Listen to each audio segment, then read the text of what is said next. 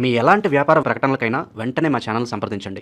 Yeah కుక్షి వివరే కృత్వా స్వయం రక్షతి సర్వతః నమామి జననీం దేవీం పరాం ప్రకృతి రూపిణీం కృచ్ఛేన మహతా దేవ్యా ధారితోహం యథోదరే తత్ప్రసాదాత్ జగద్దృష్టం మాతర్నిత్యం నమోస్తుతే పృథివ్యా యాని తీర్థాని సాగరాదీని పర్వతః వసంతి యత్ర తాం నౌమి మాతరం భూతిహేతవే. మాతృదేవో భవ పితృదేవో భవ. ఇప్పుడు మనము జూన్ నెల 2026 సంవత్సరంలో గోచార ఫలితాలు ద్వాదశ రాశుల వారికి ఏ విధంగా ఉంటాయో తెలుసుకునే ప్రయత్నం చేద్దాము. అది కూడా సశాస్త్రీయంగా. ఇందులో నా కల్పనను కానీ, మిమ్మల్ని ఇంప్రెస్ చేయడానికి అబద్ధాలు కానీ, కోతలకు ఇటువంటి ఉంటారు మామూలుగా వాడుక పదంలో, అలాంటివి ఏమీ ఉండవండి. శాస్త్రం ఎంతవరకు చెప్పిందో అంతవరకు మాత్రమే చెప్తాం. మిమ్మల్ని ఇంప్రెస్ చేయడానికి కానీ, లేదా మిమ్మల్ని బాధ పెట్టేసి భయపెట్టేసి ఏవో జపాలు తపాలు చెయ్యాలి అనేటటువంటి తాపత్రయం కూడా ఏమీ లేదు. శాస్త్రం ఎంతవరకు అంతవరకు మనం చెప్పడం జరుగుతుంది.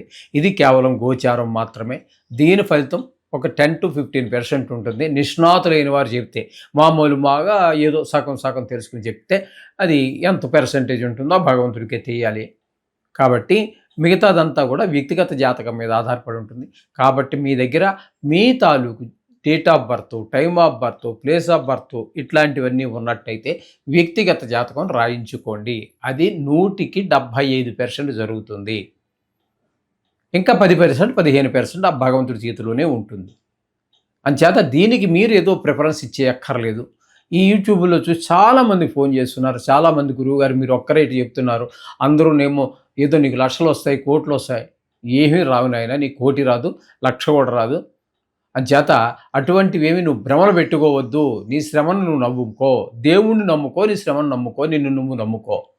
ఇది నేను చెప్పదలుచుకున్నది. అంటే గోచారం ఏంటంటే, ఈ గ్రహాలు ఏంటంటే మనకి రాబోయేదాన్ని సూచిస్తుంది. అది ఎప్పుడు నాకు పూర్తిగా తెలిస్తే మీకు నేను సూచించగలను.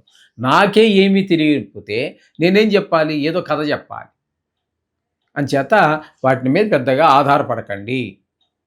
వ్యక్తిగత జాతకం మీద ఎక్కువ ఆధారపడండి. అది చాలా వరకు నిష్ణాతులు కావాలి. దానికి కూడా గోచారానికే కాదు, జాతకం రాయాలని కూడా నిష్ణాతులైన వారు ఉంటేనే మాత్రమే జరిగే అవకాశం ఉంటుంది. ఇది గమనించగలరు. ఓకే, ఇప్పుడు వృషభ రాశి వారికి జూన్ నెల 2026 సంవత్సరంలో గోచార ఫలితాలు సశాస్త్రీయంగా తెలుసుకునే ప్రయత్నం చేద్దాం. ఇక్కడ వృషభ రాశి వారికి రవి యొక్క సంచారం తీసుకున్నట్టయితే 15వ తారీఖు వరకు ఉంది. జన్మంలో రవి ఎట్టి పరిస్థితుల్లో కూడా శుభ ఫలితములు ఇవ్వజాలడు. చెడు ప్రభావం వైపు, చెడు ఫలితాల వైపు, చెడు ఆలోచనల వైపు, చెడు కార్యాల వైపు మనసు ఎక్కువగా లాగుతూ ఉంటుంది. కాబట్టి రవి సూర్యుడు 15 రోజులు మీకు అనుకూలం కాదు. తదుపరి వృషభం నుంచి మిథునంలోనికి 3వ స్థానంలోకి వెళ్ళి అక్కడ 16వ తారీఖు నుంచి నెలాఖరు వరకు ఉంటారు.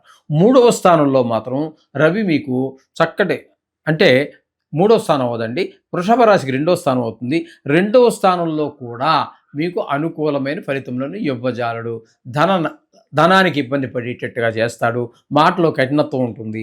కుటుంబంలో ఆహ్లాదకరమైన పరిస్థితులు ఉండవు. నేత్ర సంబంధమైన వ్యాధులు ఎవరికైనా ఉన్నట్టయితే అవి కొంచెం ప్రకోపించేటటువంటి అవకాశం కూడా ఈ రవి వలన కలుగుతూ ఉన్నది. అది గమనించుకోండి. కొంచెం కంటి విషయంలో తగు జాగ్రత్త తీసుకోండి. ఈ నెల రోజులు కూడా 2 రాసుల్లోనూ కూడా బాగలేడు. కాబట్టి ఎలాగ మనం నవగ్రహాల జపాలు చేసుకుంటూనే ఉన్నాము. వీలు ఉన్నవాళ్ళు ఆదిత్య హృదయం చదువుకోండి. ఆదిత్య హృదయం చదువుకున్నట్టయితే మనకి చాలా ఆరోగ్య సంబంధమైనటువంటివే కాకుండా నవగ్రహాలకి రాజు రవి అనేటటువంటి ఆయన్ని పూజించడం ద్వారా నవగ్రహాలు కూడా కొంతలో కొంత శాంతి జరుగుతుంది. ఇది గమనించుకోగలరు. ఇక మనం చెప్పుకున్నాం కదండి, కుజుడు గురించి ఇందాకనే చెప్పేసుకున్నాం. మనం మేషరాశి అప్పుడు చెప్పుకోవడం జరిగింది. 10 రోజులు ఇక్కడ ఉంటున్నారు. లాస్ట్లో జన్మల్లో ఆయన కూడా యోగించజాలడు. ఇప్పుడు రవి ఏ ఫలితాలు ఇస్తున్నారో అవే ఫలితాలు ఆయన ఇస్తారు. ఇకపోతే శుక్రుని కనుక మనం తీసుకున్నట్టయితే 2వ స్థానంలో 8 రోజులు, తృతీయ స్థానమైనటువంటి కర్కాటకంలో 22 రోజులు, నెల మొత్తం మీద 2 రాసుల్లో సంచారము కూడా అనుకూలమైన ఫలితము. 2వ స్థానంలో ఉన్నప్పుడు ధనానికి లోటు ఉండదు, మాటలో మాధుర్యం ఉంటుంది, ఎదరవాళ్ళు చాలా సంతోషిస్తారు, మనతో మాట్లాడాలని తహతాపడుతూ ఉంటారు. అలాగే కుటుంబంలో కూడా ఆహ్లాదకరమైన పరిస్థితులు ఉంటాయి. అలాగే మన ఒక నేత్ర సంబంధమైన వ్యాధులు ఉన్నటువంటి వారికి కొంత ఉపశమనం లభించేలా చేస్తాడు. ఈ విధంగా ఇతరులకు కూడా మనం సహాయం చేయగలుగుతాం. ఈ విధమైన పరిస్థితి శుక్రుడు 2వ స్థానంలో ఉన్నటువంటి 8 రోజుల్లో జరుగుతుంది. తదుపరి తృతీయ స్థానంలోకి వచ్చి 22 రోజులు ఉండడం జరుగుతుంది. ఆ తృతీయ స్థానంలో కూడా అందరి యొక్క సహాయ సహకారాలు ఉంటాయి. ఇక్కడ ద్వితీయ స్థానంలో కాబట్టి అది ధనానికి సంబంధించిన స్థానం కూడా కాబట్టి మీరు షేర్ మార్కెట్లో పెట్టుబడి పెట్టేటటువంటి వారు నిరభ్యంతరంగా పెట్టుబడి పెట్టవచ్చు. అలాగే లలిత కళల్లో ప్రవేశం ఉన్నటువంటి వారు, టీవీ రంగంలో ఉన్నవారు, సినీ రంగంలో ఉన్నవారు, వీళ్ళందరికీ కూడా అనుకూలమైన ఫలితాలనే మనకి శుక్రుడు అనుకూలమైన ఫలితాలు ఇస్తూ ఉన్నారు. అది ఒకటి మీరు గమనించుకోవాల్సి ఉంటుంది. ఇక బుధుని కనుక మనం తీసుకున్నట్టయితే ద్వితీయ స్థానంలో 22 రోజుల పాటు సంచారం చేస్తూ ఉన్నారు. ఆ 22 రోజులు గురువు ధనానికి లోటు లేకుండా మాటలో ఒక సౌమ్యత, ఒక ఫ్రెండ్లీ అంటే స్నేహభావంగా మాట్లాడటం, తద్వారా వాళ్ళు మనకి మన మాట ద్వారానే శత్రువులు ఏర్పడినా మిత్రులు ఏర్పడినా జరుగుతూ ఉంటుంది. కాబట్టి వాళ్ళంతా కొంతమంది కొత్త మిత్రులు ఏర్పడవచ్చు, వాళ్ళ వల్ల మనకి కొన్ని సహాయ సహకారాలు అందచ్చు. కుటుంబంలో కూడా ఆహ్లాదకరమైన పరిస్థితులు కల్పించడానికి 22 రోజుల పాటు ఆయన సహాయ సహకారాలు అందిస్తూ ఉన్నారు బుధుడు. తదుపరి తృతీయంలో మాత్రం అనుకూలమైన ఫలితాలు ఇవ్వడం, మన సహాయ సహకారాలు అందించరు. కాబట్టి బుధుడు కూడా మనకి 22 రోజుల పాటు మనకు అనుకూలమే. ఈ విధంగా అది గమనించుకోండి. ఇక ద్వితీయ స్థానం దగ్గరికి వచ్చేటప్పటికి గురువు 2వ స్థానంలో ఒక్క రోజు ఉంటున్నారు. ఆ 2వ స్థానంలో గురువు ఉండటం ఆ ఒక్కరోజు మాత్రం మీకు అనుకూలంగా ఉంటుంది, జూన్ 1వ తారీఖు మాత్రం. తదుపరి ఆయన 29 రోజుల పాటు మీకు తృతీయ స్థానం అయినటువంటి ఉచ్చస్థానము, తృతీయ స్థానము అయినటువంటి కర్కాటకంలో 29 రోజులు ఉంటారు. కానీ ఇక్కడ గురువుని మీరు తృతీయ స్థానం అని లేకపోతే ఉచ్చస్థానం అనో మనం వారిని ఫలితములు చెప్పజాలము.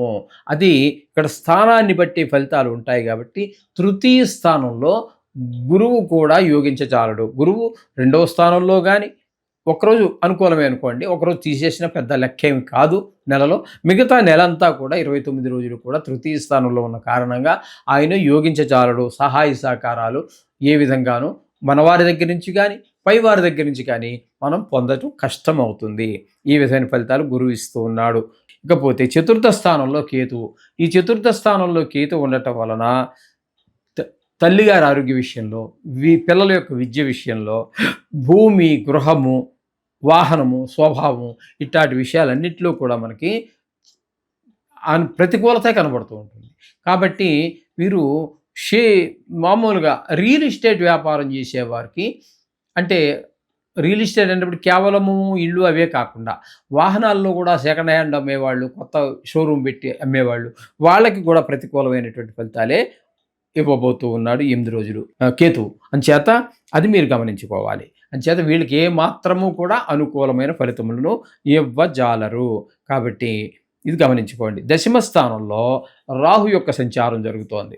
రాహు యొక్క సంచారం దశమ స్థానంలో ఉండటం వల్ల వృత్తి వ్యాపారాల్లో సడన్గా ఫాల్ డౌన్ అయిపోతూ ఉంటుంది. అయితే మధ్యలో ఒక రోజు, 2 రోజులు, వారం రోజులు కొంచెం ఒకసారి ఎందుకో ఒక వెలిగినట్టుగా వెలుగుతుంది.